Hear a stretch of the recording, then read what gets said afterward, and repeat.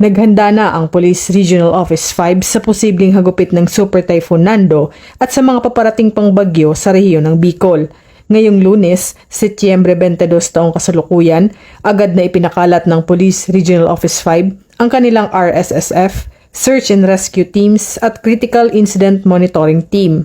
Layunin nito ang mabilis na koordinasyon at maayos na pamamahala ng mga rekurso sa oras na tumama ang bagyo.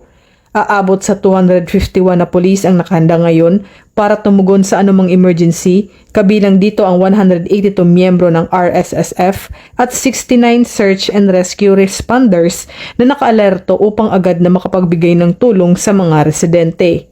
Bahagi ito ng mas pinaigting na hakbang ng kapulisan upang mabawasan ang pinsala at matiyak ang kaligtasan ng mga komunidad sa Bicol bago pa man tuluyang maramdaman ang epekto ng super typhoon at ang bagyong paparating. Mula dito sa Legazpi City, Albay, ako ang inyong PNN correspondent, Patrolwoman Vanessa Sol, alagad ng batas, tagataguyod ng Balitang Pulis.